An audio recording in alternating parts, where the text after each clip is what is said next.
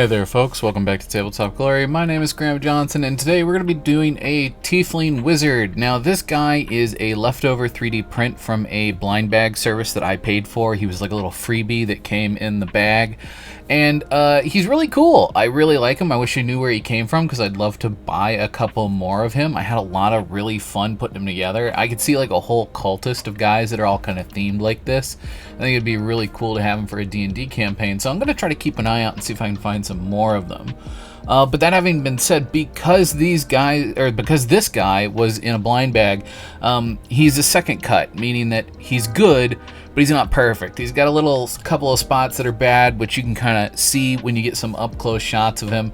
There's a lot of artifacting left over from the 3D printing process, and that's fine. It doesn't bother me at all. If I'd really wanted to put the effort in and smooth things out and get it perfect, I really could have. But honestly, I think he looks great. I think he turned out just fine, and I have no problem with playing with him as he is. So, without further ado, let's get into why I picked the colors I picked.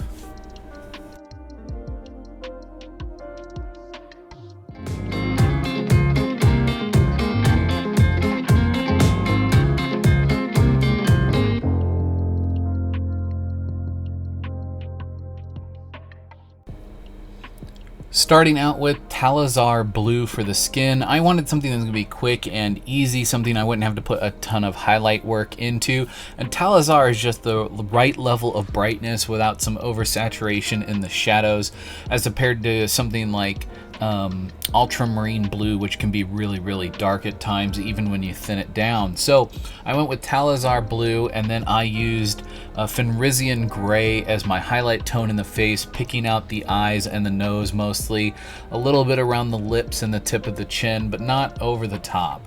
And I didn't pick out any of the muscles. I thought that the natural highlights that were left over from the Zenithal highlight were more than enough underneath the Talazar Blue that I didn't really need to reinforce any of those highlights. Now you'll see I'm being really careful with applying the skin tone, and that's because I'm going to be using contrast paints on most of the rest of the miniature. Now you guys know me, I'm not a huge fan of contrast paints, but when I do use them, I use them more like inks, which means I tend to use them very thin down, and I tend to use them for like feathering and wet blending and things like that to kind of help combine multiple colors together. And you really see that in the final result of this miniature, where my reds and my yellows really blended together and create this really nice warm mid-tone orange. Speaking of that mid-tone orange, I was able to create that using Yeandrin Yellow contrast paints and Blood Angel Red contrast paint. Now I focused that Blood Angel Red mostly toward the middle of the miniature and kind of blend it out toward that Yeandrin Yellow that I put down toward the outermost edges. And I keep going back in and really blending that together, but I'm trying to keep that Blood Angel Red to a minimum because it's a really powerful, really strong color. And if I put too much on the miniature, it's just gonna take everything over. I like the idea of his outfit almost kind of enveloping like this sense of fire or flame or something similar to that. I also really love that mid-tone orange that these two brought together because it really heavily reminded me of Goku's training outfit, that orange outfit, that iconic outfit that we see Goku in often. And the reason I really like that is because this means that, at least in my eyes, this could just be a martial artist. It doesn't necessarily have to be a spellcaster, even though that's what I'm painting him up as. And it makes him a little bit more versatile. It allows me to use him for a lot of different things, not just as a player character, but as an NPC as well. And that's something that I at least try to keep in mind when I'm painting my miniatures, is just because I really like the idea of telling a story through my paint doesn't necessarily mean that I'm going to be using that miniature in that exact same way every single time. And although sometimes I do like painting miniatures in a very specific style, where they're really only used for that one story over and over again, or a similar story, sometimes you just need to paint a generic figure that can be used for a lot of different things. In this case, because my color palette is this mixture of colors, I can use them for a good guy or I can use them for a bad guy, and it still really just works. Now I used a mixture of Doombull Brown and Skeletal Horde to kind of go ahead and do all of the leathers on this miniature, and I kind of work on them off and on throughout the course of working on the miniature, so that's why I'm not going to show you footage of me doing them all at once, because I just kind of did a little bit here and there. Now I'm going back in right now and I'm reinforcing those yellow tones and I'm blending them into the red a little bit better, and I'm just using Yeander Yellow for this. You can also use Flash Gits, but in my opinion, Yeander Yellow is kind of already a really thin paint, and it shows the colors underneath really well. So when you're using it for feathering and blending and wet blending and things like that, Yeander Yellow is a really great way to finish that off. Now also, because this miniature has a lot of defects like I was talking that are artifacts left over from the 3D printing process, these folds in the fabric really took really well to the airbrush, and any kind of little imperfections in the airbrushing process really comes out in the folds of the fabric, which is one of the reasons why I kind of went with this fiery scheme anyway, because I knew that the way that the yellows and the oranges and the reds would all play off each other as I laid them out on the miniature would really aid themselves well to kind of giving this fiery effect. Now typically with highlighting, I would try to kind of blend through different colors. However, adding a little bit of ice yellow or some lemon yellow or something like that from another paint line would work really well. If you just have Citadel, go ahead and mix some Wraithbone in with your Yeander Yellow to get a really nice bright yellow. And I blend it about 1/3 to 2/3 up the length of all of these fabric folds, and that's more than enough for me. If you want to take it to more of an extreme, you might want to get out some Jericho orange or something like that, or Jokero orange, or however you say it, and blend it further up into the fabrics than what I did. But I think just that subtle little highlight of the yellow works more than enough for what I'm doing. Now the footage I recorded of this isn't great, so I'm just going to explain what I'm doing. I'm going through and I'm using my Wraithbone as an extreme edge highlight on all the leather colors, but also as the primary color for the sash around his waist. I go in very lightly with some Skeletal Horde, then re-highlight again with that bone color, because I think it works really nice for fabrics, you know, like a gentle fabric like a silk or something like that. I think that Wraithbone on its own works really well for stuff like that, and can really bring a nice little pop of color to something that's already bright without having to go with extreme contrasts and adding really dark colors. In addition to that, he's also got these like little teeth, like almost like large cat teeth or maybe lizard teeth or something, that are on these like little necklaces and sachets around him. And the little ropes that hold onto those I'm also doing in the same Wraithbone color.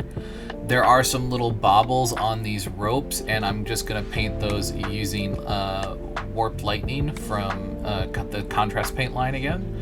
Now, if you don't have Warped Lightning or something like that, but you want a really nice vibrant green, I believe Orc Flesh, when it's been thinned down, pretty much is almost the exact same color. One of the last things I did is I went through and picked out everything I wanted to be made out of metal, and I used that gunmetal color from Vallejo again, and I used Shining Silver from Army Painter to do any of the highlights on the metal. Now, I didn't want to go over the top because I didn't want it to take away from the outfit, so in that case, anywhere where you see a bright color, it's the Shining Silver. Anywhere you see a dark color, it's the gunmetal. I didn't do any blending of the two. I didn't try to edge highlight either one, because again, the metals aren't supposed to be the star of this, the outfit is, so I didn't want to go over the top with doing all of my metallics. So real quick, I just want to go over the loose way that I kind of tend to approach painting bone. And the reason for that is I didn't really record it. I'm planning to do a video where I kind of go super in depth about how I pick out different colors for bone, because depending upon the way that the bone is being used, I tend to paint bone differently. And also, if you want the bone to have a bit more of a fantasy feel and do different colors, the thought process behind how we pick out our colors to do bone tends to change. So in the case of these miniatures, I actually used Doombull Brown as a base, but I thinned it down on top of Xandri Dust. And you might say, well, isn't that just a wash and not a base? In this case, no, because it's thicker than a glaze.